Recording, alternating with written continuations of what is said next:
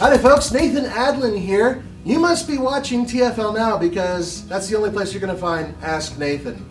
Now we've taken a lot of your questions over the past few weeks and kind of came up with an interesting list that we're going to use this week. Specifically, for the most part, Nissan questions. That's right. Now by the way, that is a 2017 Nissan Sentra Turbo with a 6-speed manual transmission. And this is going to be part of a lot of these questions. Okay, I want an affordable front-wheel drive 4-cylinder with a turbocharged engine and a manual transmission. And this comes from Peter. Okay, let's answer that one.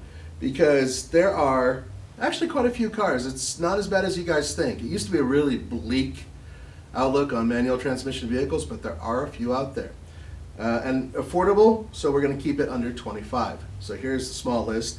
First of all, Volkswagen has a few. I personally really like the Volkswagen Jetta with the 1.8 liter turbo and the manual transmission. Really good combination. The Chevy Cruze has a version that's available with a turbocharged engine and a manual transmission. And the same goes for the Dodge Dart. There is a turbo. It has the small 1.4 liter turbo available with 6-speed manual transmission. Also, the Honda Civic, they now have a 1.5 liter turbocharged engine available with a manual transmission. And one of the favorites that you guys haven't seen yet with TFL, but you will soon, and that is the Hyundai Elantra Sport. Really, really good performance bargain. It has a manual transmission, it has a turbocharged engine, it puts out a lot more horsepower than this baby, and multi-link rear suspension that has been beautifully, beautifully tuned. So once again, you'll see more about that in the very near future. And finally, of course, the Nissan Sentra Turbo. Now, this vehicle basically comes as is with the sunroof and with the sound and the nice tires and wheels and of course manual transmission, turbocharged engine for around $23, which is actually a pretty good price.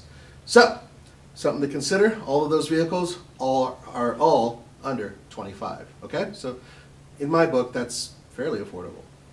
Let's go to the next one. Once again, another Nissan question. Toyota versus Nissan trucks, full-size half-tons for daily driving. And this comes from Paul. Here's the bottom line on my opinion, and this is just my opinion. I'm not quoting the real truck freaks around here like Andre, Roman, and of course Mr. Truck.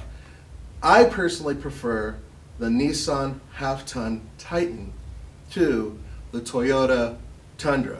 And the reason why is because you get more choice with the Nissan Titan. They'll have several different types of cab configurations. They have several different levels of truck to choose from. And unlike the Toyota product, there's also a heavy duty version of it, which we've talked about before, and that's the XD. So you have a lot more choices with that brand name. And personally speaking, I absolutely love the new V8 that they have inside the Titan. It is one of the best V8s I've seen in a half-ton truck. It's my own personal opinion. I also like the way they handle too. Not a big fan of the way they look. So there you go. Okay, I hope that helps you. All right, and then finally, what is the difference between the Nissan Sentra Turbo and the Nissan Sentra Nismo? So for those of you who don't know, Andre got a chance to go and see the unveiling and check out the Nissan Sentra Nismo version of this vehicle. And although there are a lot of goodies that it comes with, one thing that it's standard with this vehicle that it shares, engine. Yes, that's right. 188 horsepower, 177 pound-feet of torque, turbocharged engine, 1.6 liter, manual transmission. All of that is basically the same thing that's in this vehicle. What you get with the Nissan Nismo package is a suspension upgrade, tire and wheel upgrade, a lot of body kit, interior upgrade, just the basics.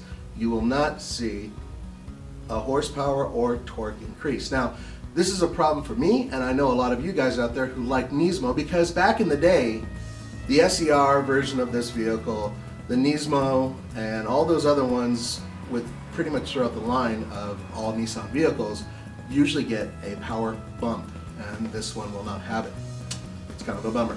Anyway, thank you so much for joining me for the Fast Lane Car. This is Nathan Adlin. Remember guys, I can only answer questions when they're asked. I am terrible at reading minds. So write them down below or send them directly to me, or you can even find me on Twitter and I'll answer them immediately, or I'll take them onto the show and answer them here, or even on TFL Car every Sunday. There's an Ask Nathan column that goes up. So any of those will work.